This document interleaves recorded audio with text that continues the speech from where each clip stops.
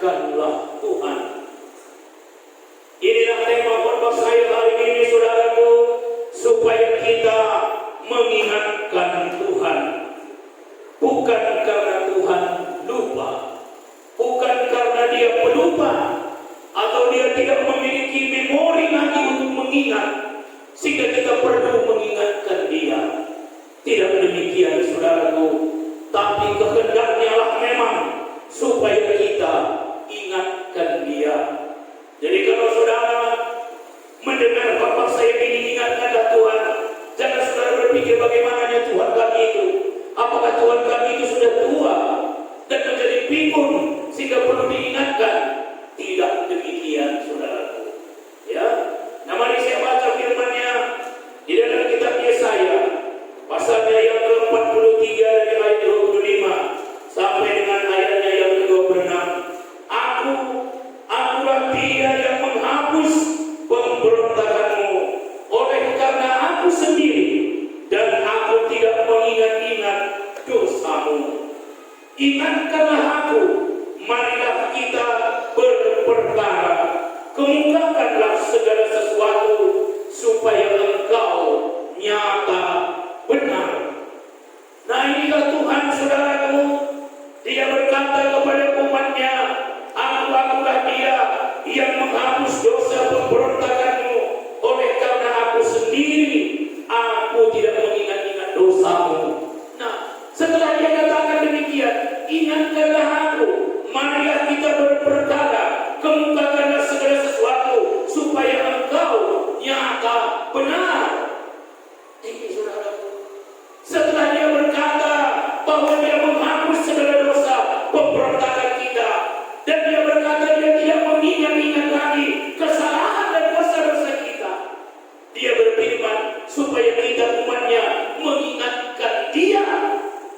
Nah ini saudaraku, mengingatkan dia tentang apa, saudaraku? Tentang segala sesuatu, supaya engkau nyata benar.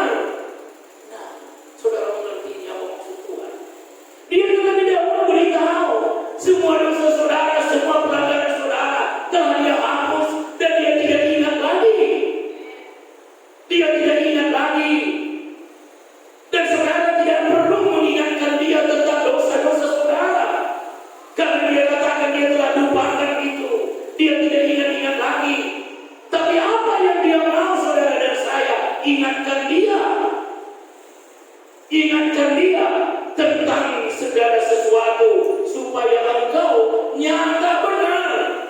Ini saudara, setelah dia menghapus segala dosa kita, banyak orang tidak tahu bahwa dia sudah benar di mata Tuhan. Ini yang Tuhan mau saudara ingatkan. Bukan dia lupa. Apa tujuannya?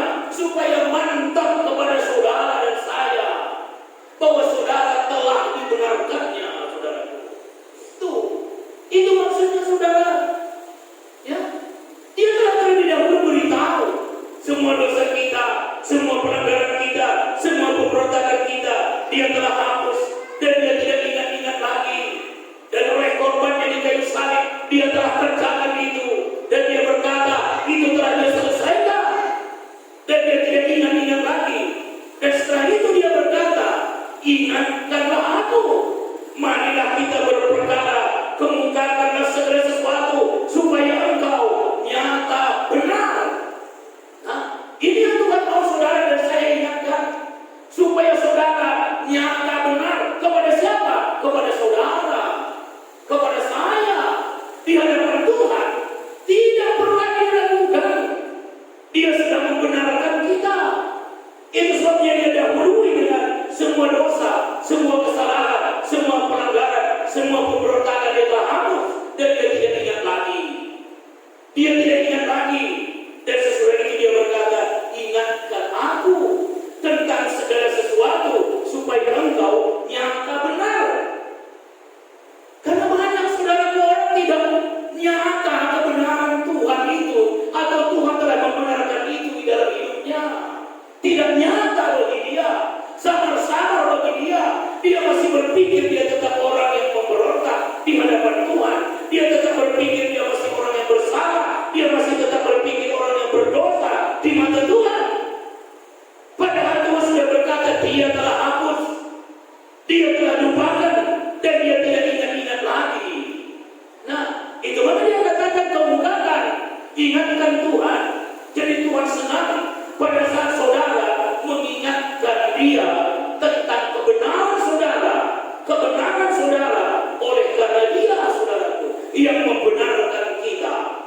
Ya, itu yang perlu saudara ingatkan kepada Tuhan, bukan dosa-dosa saudara lagi. Nah, jelas kan? Jadi kembali saya baca ini saudaraku.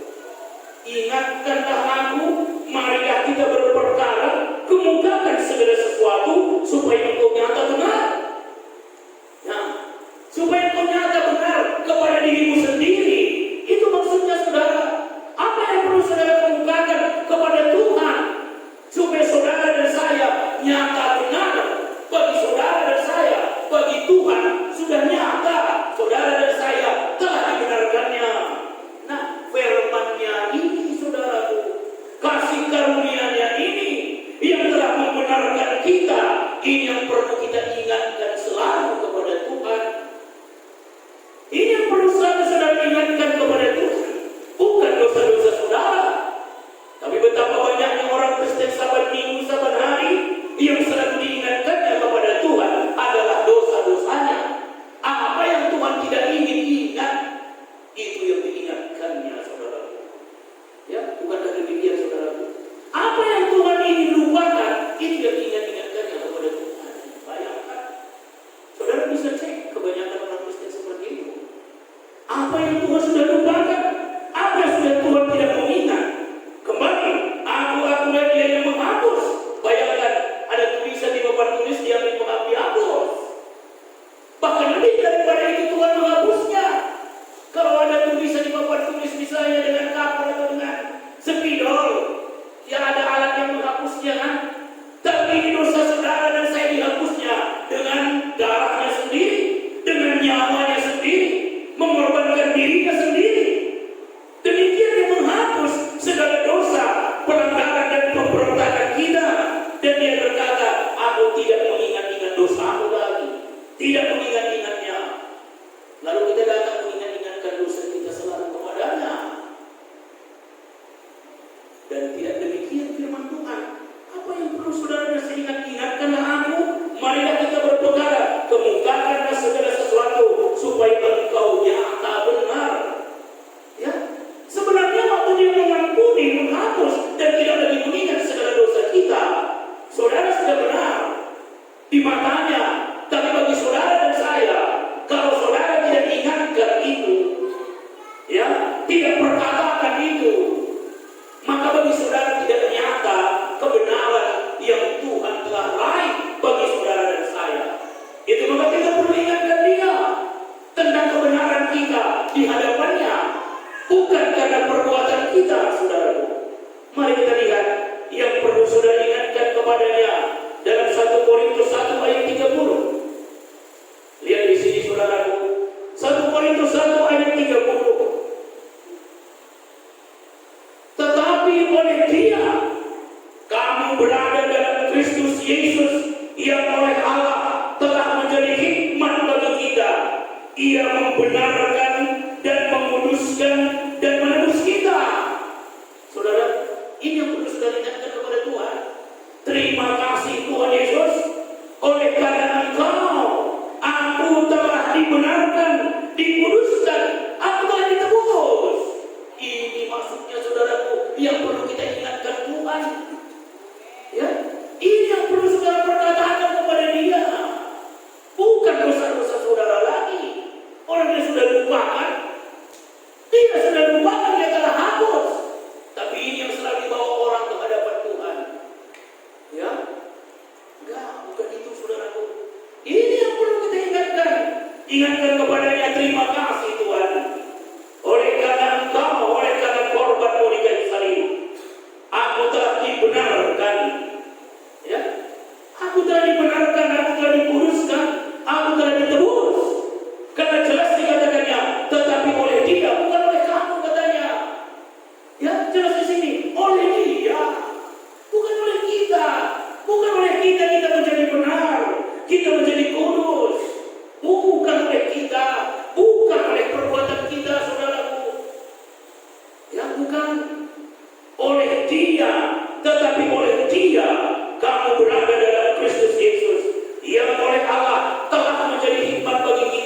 ia membenarkan.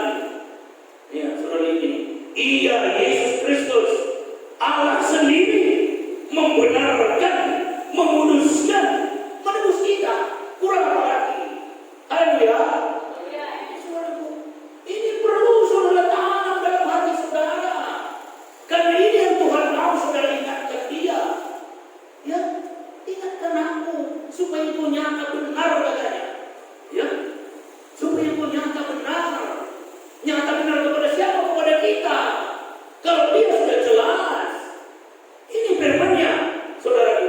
Ia membenarkan, menguduskan, dan menebus kita. Itu dikatakan oleh Rasul Paulus kepada jemaat Korintus. Ini yang ditegaskan oleh Rasul Paulus kepada jemaat Korintus. Ya, inilah khotbah Rasul Paulus kepada jemaat Korintus, supaya engkau tahu katanya bahwa dia telah membenarkan engkau, dia telah menguduskan engkau, dia telah menebus engkau. Dan ini yang perlu kita ingatkan kepada Tuhan. Ya, saudara, waktu saudara mengingatkan kebenaran Tuhan di dalam hidup saudara, firman-Nya berkata, carilah dahulu kerajaan Allah dan kebenarannya, maka semuanya itu akan ditambahkan kepadamu. Inilah mencari kebenaran Tuhan, bukan dicari kemana-mana. Waktu saudara mengingatkan kebenaran saudara karena anugerah Yesus Kristus, inilah namanya mencari kebenaran yang dimaksud oleh Yesus itu, saudara. Mendapatkan kebenaran, ya, mendapatkan kebenaran. Waktu itu Yesus berkata, carilah dahulu kerajaan Allah dan kebenarannya. Siapa yang dia maksudkan? Dia. Dialah kebenaran Allah itu. Dialah raja di kerajaan Allah itu, saudaraku.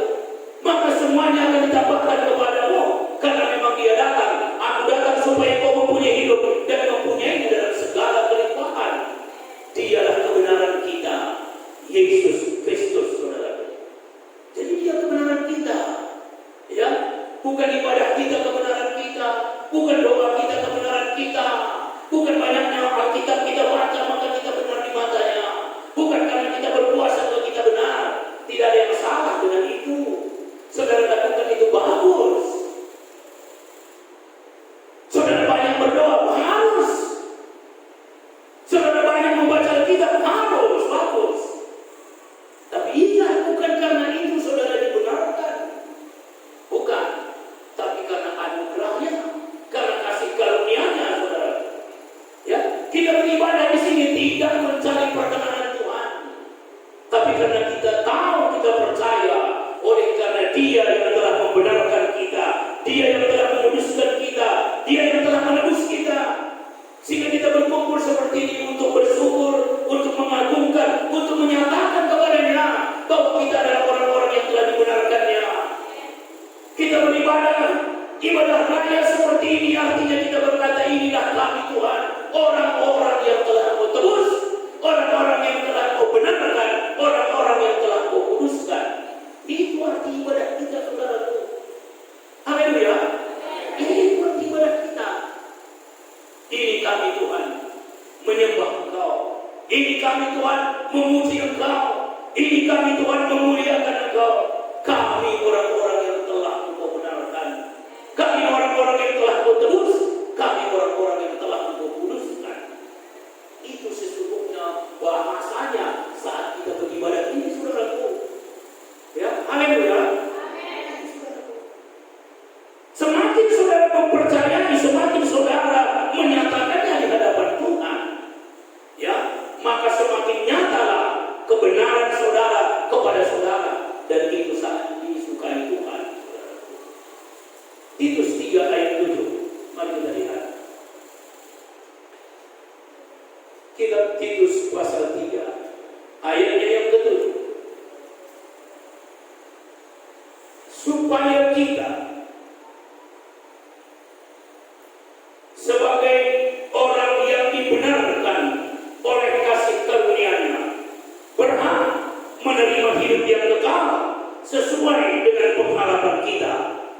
Perkataan ini benar, dan aku mau supaya kau dengan yakin menguatkannya, agar mereka yang sudah percaya kepada Allah sungguh-sungguh berusaha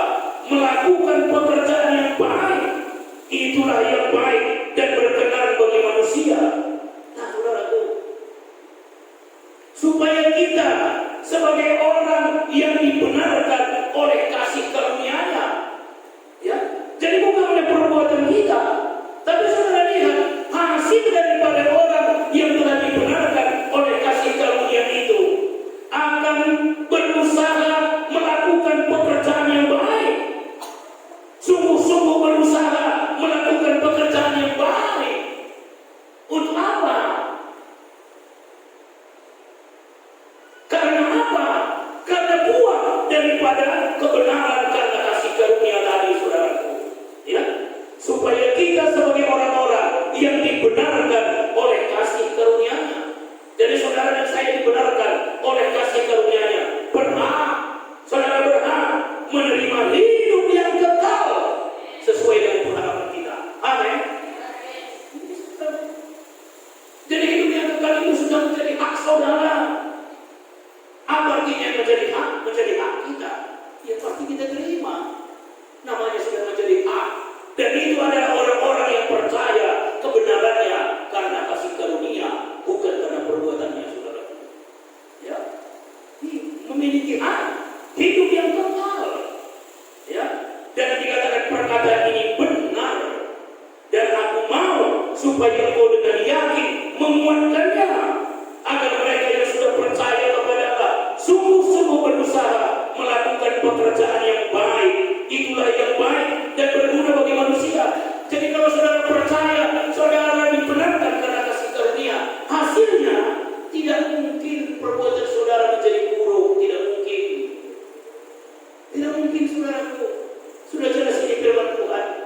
Orang yang dibenarkan karena kasih karunia, hasilnya ia akan berusaha hidup baik. Dia akan berusaha melakukan perbuatan yang baik. Sudah pasti. Dan tidak dengan dibuat-buat, tidak dengan sandiwara, dan memang dari dalam. Ya, dari dalam, saudaraku. Itu kebenaran kasih karunia. Tapi kalau kebenaran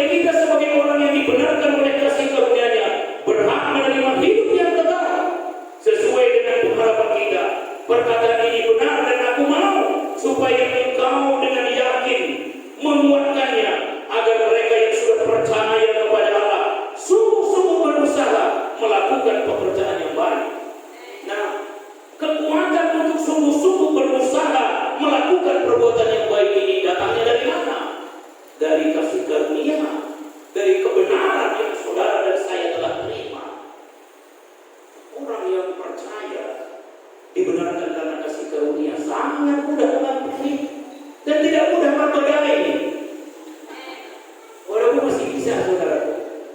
Tapi tidak mudah. Ya, tapi orang yang imannya tidak kepada kasih karunia, wah sedikit aja sudah berbadai, sudah sakit hati, bahkan dendam sudah 2 tahun pun disimpan di hatinya. Tapi ini firman, ini firman, ini firman, aneh semua. Tapi sekedar untuk orang, tak ada kuasanya. Ya, tak ada kuasa.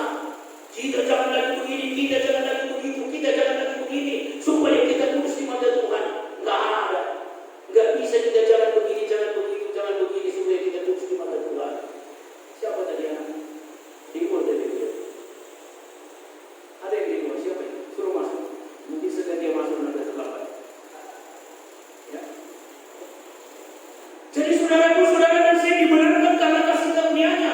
Dan dia mau ini saudara ingatkan dia, ingatkan Tuhan tentang kebenaran saudara oleh karena anugerahnya ini.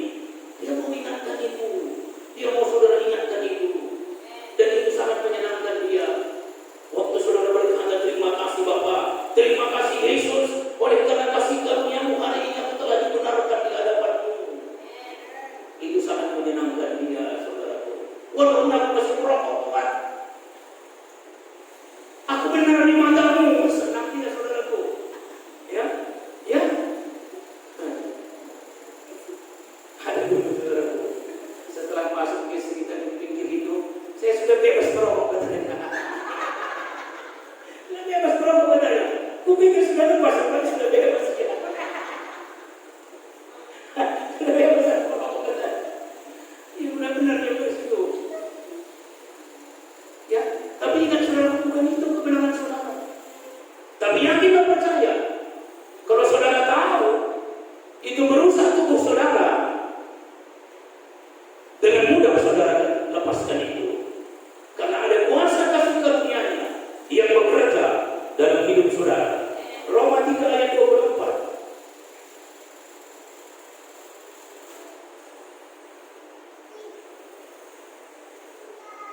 Kita Roma pasal 3 ayat yang ke-24. Dan oleh kasih karunia telah dibenarkan dengan cuma-cuma karena penebusan dalam Kristus Yesus. Ini ingatkan ini kepada Tuhan. Terima kasih Tuhan, kebenaran-Mu adalah kebenaran gratis. Cuma-cuma Dia berikan. Cuma-cuma, tapi bukan murahan, saudaraku. Banyak orang berpikir kalau saya berkhotbah tentang kasih karunia, dia bilang murahan. Oh enggak, bukan murahan. Bukan murahan. Tapi justru karena saudara dan saya tidak dapat membayarnya, karena mahalnya lah itu, maka diberikan kepada saudara dan saya gratis.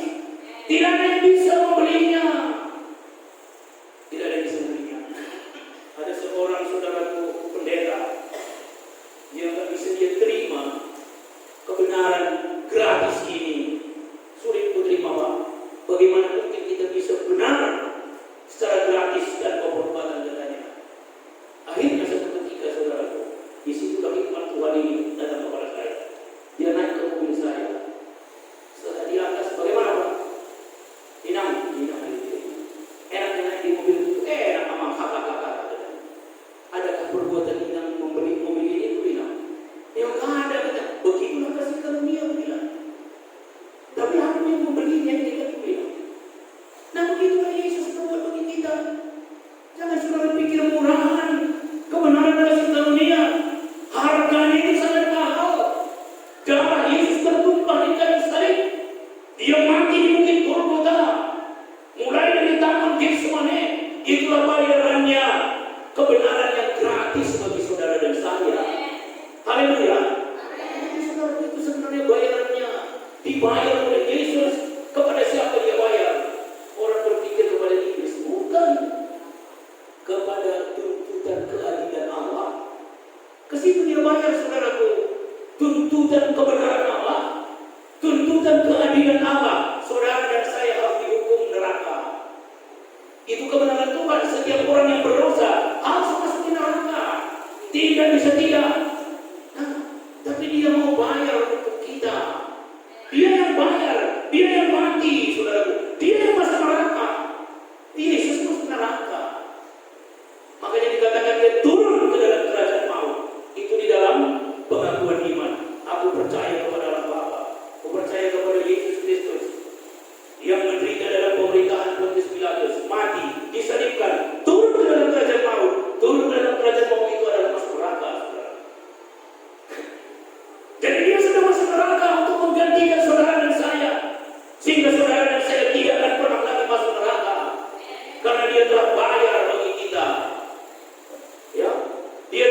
menggantikan kita untuk masuk neraka dalam waktu itu. Nah, itulah misi kedatangannya. Sehingga saudara dan saya yang percaya kepada Yesus hari ini memiliki hak penuh untuk mendapatkan hidup yang kekal di surga. Kepastian keselamatan hanya ada di dalam Yesus Kristus, saudara. Itu sebabnya jangan pernah saudara undur dari iman saudara kepada kepastian keselamatan yang dianugerahkan, yang diberikan oleh Yesus Kristus. Kepastian keselamatan hanya ada di dalam kita, saudara. Ya, ini perlu kita ingatkan kepada terima kasih Yesus. Engkau telah membenarkan aku dengan cuma-cuma, gratis. Kebenaran saudara dan saya gratis. Tidak karena perjuangan kita. Itu maka saudara tidak perlu berjuang untuk menjadi orang benar. Tapi percayalah saudara, orang yang sudah dibenarkannya dan hiduplah di dalam kebenaran Tuhan dalam hidup saudara. Ibrani 10, saudaraku.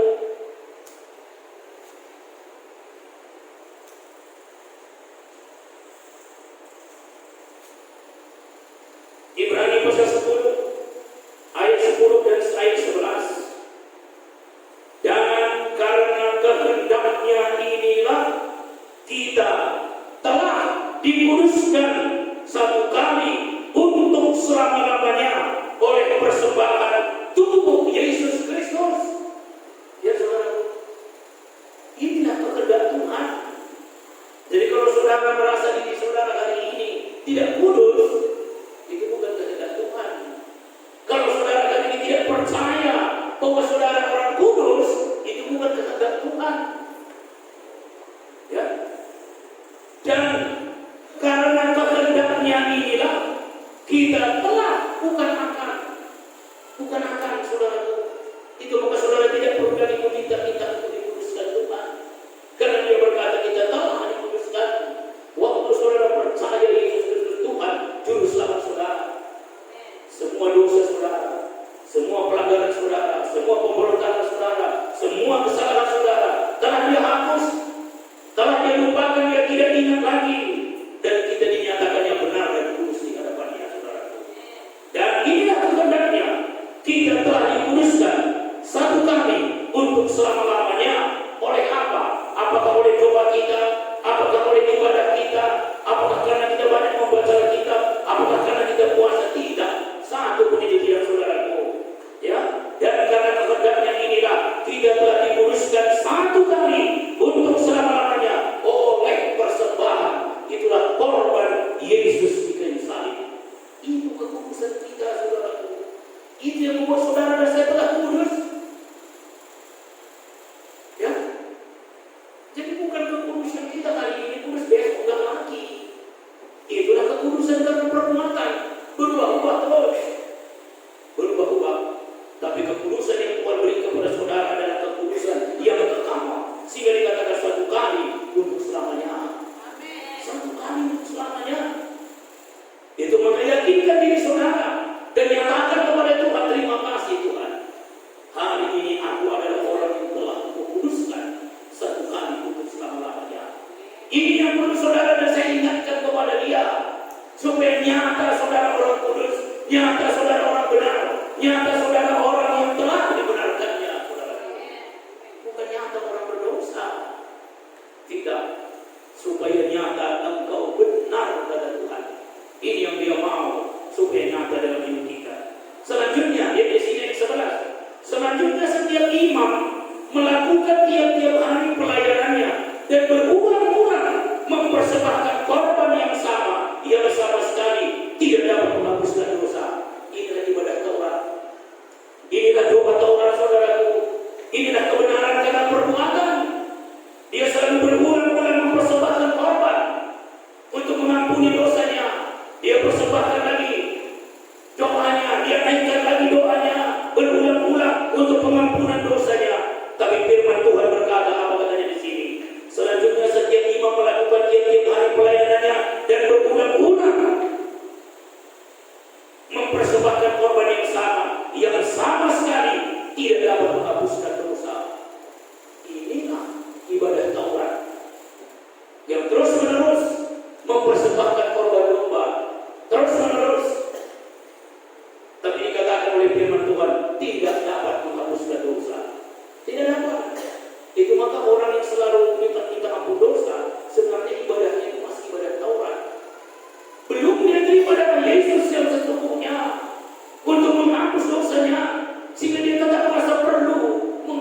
ampun dosa, minta ampun dosa terus. Kenapa? Karena dia tidak yakini, tidak percayai bahwa darah Yesus itulah satu-satunya kebenarannya. Nah, orang yang masih beriman kepada Taurat seperti itu, saudaraku, sehingga imannya tidak mantap, tidak kokoh. Tapi orang yang beriman kepada kasih karunia saudara yang di sini, sekali untuk selama-lamanya. Dan inilah kehendaknya, ini kehendak Tuhan. Itu maka perkatakan selalu orang yang telah dibenarkan Tuhan. Ingatkan selalu kepadanya, saudara. Ingatkan. Dan kalau saudara ingatkan ini, ada janji Tuhan kepada orang yang nyata kebenaran Tuhan itu kepadanya. Ada berkat Tuhan kepada orang yang nyata kebenaran Tuhan itu kepadanya. Bukan kebenaran dirinya sendiri, saudara. Mari kita lihat dalam kitab Mazmur 18 ayatnya yang ke-24 sampai 25.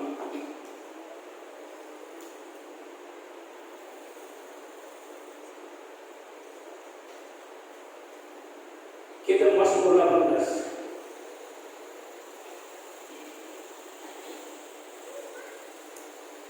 ayat 25. Karena itu Tuhan membalas kepadaku sesuai dengan kebenaranku, sesuai dengan kesucian tanganku di matanya. Saudara lihat, balasan Tuhan sesuai tergantung kepada kebenaran saudara di matanya. Ini saudara. Karena itu Tuhan membalas kepadaku, kata Daud, sesuai dengan kebenaranku, sesuai dengan kesucian tanganku di matanya. Nah saudara, makanya nyatakan kebenaran Tuhanlah kebenaran saudara. Ya, ini yang diterima Tuhan. Ya, kebenaran kita adalah kebenarannya, bukan kebenaran yang kita buat. Dan itulah yang dibalas oleh Tuhan, saudaraku. Karena itu Tuhan membalas kepadaku sesuai dengan kebenaranku. Kebenaran saudara, kebenaran apa? Apakah kebenaran hukum Taurat atau kebenaran karena anugerah, kebenaran kasih karunia? Itu yang perlu saudara nyatakan. Karena dia akan balas kebenaran kita ini, saudara. Dia akan balas. Nah, itu maka percaya kebenaran Tuhan dalam hidup saudara. Percaya saudara orang yang telah dibenarkan. Yang kedua kita lihat dan ayat yang terakhir ini, Yesaya pasal 54.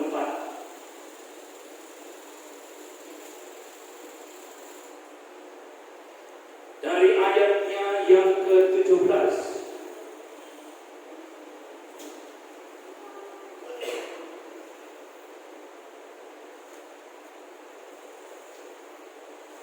Setiap senjata, lihat di sini, setiap senjata yang ditempa terhadap engkau tidak akan berhasil. Nah, ini pekerjaan-pekerjaan iblis atau rancangan-rancangan yang jahat, baik dari manusia yang dipakai oleh iblis, saudara, atau situasi-situasi atau keadaan-keadaan yang direncanakan dan dibuat oleh iblis terhadap kita. Dikatakan di sini, setiap senjata yang ditempa terhadap engkau tidak akan berhasil. Dan setiap orang yang melontarkan tuduhan melawan engkau dalam pengadilan akan engkau buktikan salah. Nah, inilah yang menjadi bagian hamba-hamba Tuhan dan kebenaran yang mereka terima daripada aku. Nah, saudaraku, itulah bagian orang-orang yang menerima kebenaran dari Tuhan. Itulah bagian hamba-hamba Tuhan atau anak-anak Tuhan atau orang yang percaya kepada Tuhan dan kebenaran yang mereka terima daripadaku. Bukan yang kebenaran yang kita buat, bukan kebenaran yang kita jadikan sendiri kita benar, tidak, tapi kebenaran yang mereka terima daripadaku. Itulah kebenaran anugerah, itulah kebenaran kasih karunia. Ada perlindungan Tuhan, ada pemeliharaan Tuhan, saudara. Ya, itu maka Tuhan mau saudara ingatkan ini semua kepadanya, supaya saudara nyata benar kepada saudara. Nyata, Tuhan mau saudara yakin oleh pengorbanan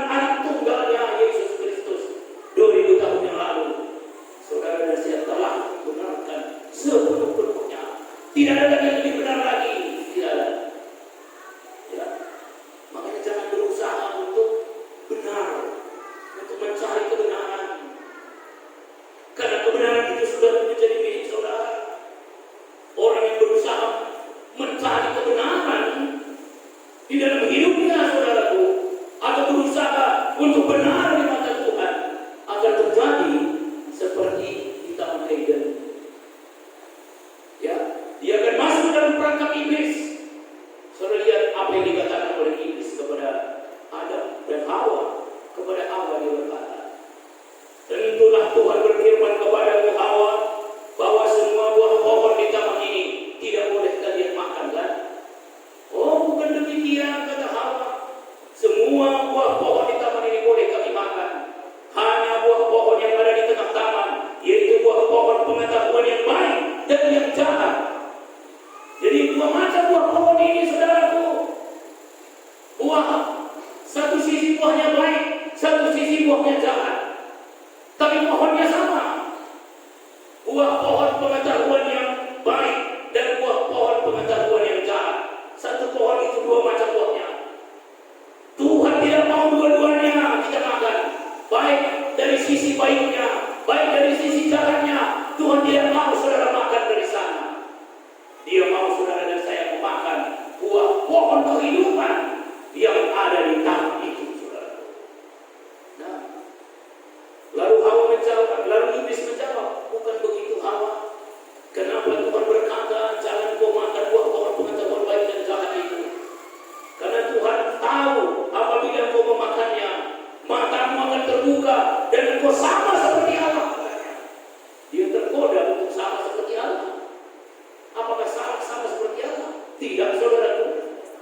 Sedangkan kita bukan mau sepertimu Yesus, kan itu kita bilang, kan? Enggak salah, saudaraku. Sama seperti Allah itu enggak salah. Sama seperti Yesus itu enggak salah. Dan memang saudara dan saya sama seperti Yesus dalam kadar tertentu, ya. Sama kita seperti Yesus. Tapi kenapa? Gara-gara itu Hawa dikeluarkan, dikutuk dari Taman Eden. Karena dia menuruti iblis. Itu saja, saudara. Dia sudah jadikan iblis menjadi tuannya. Dia sudah jadikan iblis menjadi majikannya, bukan dari Allah. Dia sudah tunduk kepada iblis. Dia sudah menyembah iblis di taman itu. Padahal sebenarnya dia sama seperti Allah. Bukankah dikatakan mereka diciptakan segambar dengan Allah? Sama dengan Allah. Tapi dia tidak tahu bahwa dia sama dengan Allah, sehingga dia menuruti iblis, saudaraku. Ya, dia tidak tahu dia sama dengan Allah, sehingga dia menuruti iblis. Makanya saya beritahu kepada saudara hari ini saudara dan saya sama seperti Kristus. Dia telah menebus kita, menjadikan kita menjadi milik kesayangannya. Dan dikatakan dalam firman Tuhan kita sama dengan Dia. Itu maka dikatakan oleh Allah Bapa di surga waktu Yesus dalam keadaannya sebagai manusia, inilah anakku yang kukasihi, kepadanya lah aku berkenan, dengarkanlah olehku maka dia. Nah, waktu dia nyatakan inilah anakku yang kukasihi, kepadanya lah aku berkenan, dia diucapkan oleh Allah Bapa di surga pada waktu Yesus dalam keadaannya sebagai manusia di Sungai Yordan. Tujuannya apa itu, saudaraku? Tujuannya kepada kita, bahwa kita ini juga adalah anaknya yang dikasihi. Di dalam Yesus saudara dan saya sama dikasihi oleh Allah, saudara. Ya sama. Itu maka dikatakan saudara orang yang benar di matanya, orang yang sangat dikasihi Tuhan. Sangat dikasihi Tuhan. Daud artinya orang yang dikasihi Tuhan. Itu arti Daud, saudaraku. Daud artinya orang yang percaya bahwa dia adalah orang yang dikasihi Tuhan. Apa yang terjadi dalam hidup Daud? Dia dapat menumbangkan raksasa Goliat. Dia dapat menumbangkan raksasa Goliat yang menjadi musuhnya. Begitu juga dengan saudara dan saya. Oh, saudara yakin, saudara percaya, saudara adalah orang yang paling dikasihi Tuhan. Orang yang sangat dikasihi Tuhan. Saudara akan dapat menjatuhkan, menumbangkan, mengalahkan raksasa-raksasa dalam perjalanan hidup saudara. Ya. Waktu saudara yakin, saudara orang yang dikasihi Tuhan. Makanya percaya saudara orang yang dikasihi Tuhan, bukan orang yang dibenci Tuhan, bukan orang yang dikutuk Tuhan. Tidak, tapi orang yang sangat-sangat dikasihi Tuhan. Lalu bagaimana supaya perasaan dan iman bahwa saudara dan saya orang yang dikasihi Tuhan ini mantap dalam hati saudara, nyata bagi saudara? Nyatakan ini di hadapan Tuhan. Nyatakan ini dalam doa saudara. Saya selalu berdoa saudara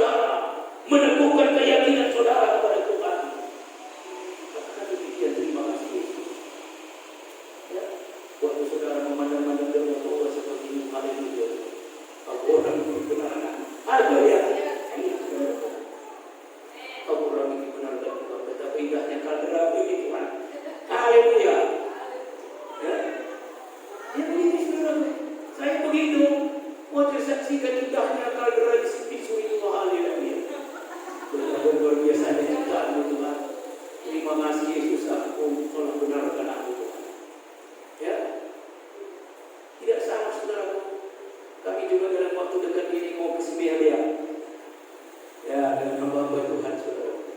Ya. Perlu itu kebutuhan jiwa kita. Ya, melihat pemandangan itu ciptaan Tuhan. Tapi ingat, apapun yang saudara lakukan, biarlah itu membuat saudara kagum akan Tuhan. Ya, membuat cinta saudara bertambah kepadanya. Karena firman Tuhan berkata, cakrawala menyaksikan kasih Tuhan. Keindahan alam semesta ini menyaksikan keagungan Tuhan. Ya, ya saudara. Silahkan. Ada waktu saudara, silahkan berwisata. Naik ihan bawah. Silahkan. Itu kebutuhan jiwa kita. Kenapa orang mudah sekali stres, mudah marah-marah? Karena kebutuhan jiwanya tidak terpenuhi. Ya? Perlu itu. Kebutuhan roh saudara adalah firman Tuhan, menyembah Tuhan, memuji Tuhan. Ingat itu saudara. Kebutuhan roh kita, makanya kita terdiri dari 3: roh, jiwa, dan tubuh. Roh saudara dan saya kebutuhannya adalah firman Tuhan, menyembah Tuhan, mengagungkan Tuhan, memuliakan Tuhan, bersekutu dengan Dia. Kebutuhan jiwa saudara adalah hiburan. Jiwa saudara membutuhkan hiburan. Itu makanya Yesus berkata, aku memberikan hiburanku kepadamu, damai sejahtera aku berikan kepadamu, dan apa yang aku berikan kepadamu tidak seperti di dunia. Itu maka walaupun kita pergi kemana-mana bukan mencari damai lagi. Makanya ada pujiannya, ke gunung tinggi, ku naik mencari damai. Dulu. Tapi akhirnya damai tidak akan ku dapati jua. Damai hanya ada di dalam Yesus Tuhan katanya. Ya? Itu saudara. Jadi kebenaran karena kasih karunia Tuhan. Ya. Jadi satu kebenaran kita. Saudara-saudara kami yang baru pertama kali datang di sini menyembah Tuhan bersama kami, sama benarnya kita di mata Tuhan. Haleluya. Sama benarnya, karena darahnya yang sama, darah Yesus yang sama membenarkan kita. Jadi tidak ada kita yang perlu kita sombongkan, aku lebih benar dari dia. Tapi kalau kebenaran karena perbuatan yang begitu, aku 3 kali berbuat seperti itu, aku lebih benar dari dia. Ya, aku 5 jam berdoa 1 hari, sedangkan Bapak itu hanya setengah jam katanya, jadi 5 menit. Aku lebih benar dari dia katanya. Ya enggak, itu semua kebenaran Taurat, kebenaran kita sama. Bukan itu kebenaran itu saudaraku. Ya, tapi itu harus menjadi buah. Kalau buah yang memang bisa berbeda-beda, kan pohon jeruk yang satu kan bisa lebih lebat dari pohon jeruk yang lain, atau pohon semangka yang satu bisa lebih lebat dari pohon semangka yang lain. Nah, begitu saudaraku. Itu buahnya. Tapi kebenarannya sama. Kebenarannya sama. Kebenaran karena anugerah, kebenaran karena kasih karunia Tuhan. Jadi nyatakan saudaraku, supaya saudara benar. Nyata supaya benar kata Tuhan. Nyatakan segala sesuatu. Apa itu segala sesuatu? Segala sesuatu dalam firman-Nya saudaraku. Tentang kebenaran saudara. Nyatakan kepada Tuhan. Aku orang yang telah kau benarkan. Terima kasih Yesus. Ya. Itu membuat saudara semakin hari semakin yakin saudara orang yang benar-benar memang telah dibenarkan Tuhan. Puji Tuhan saudara. Kita lihat tadi ada perlindungan Tuhan, sehingga senjata yang ditempat dia berhasil. Ya, tidak berhasil katanya. Karena ada perlindungan Tuhan, ada kebenaran Tuhan yang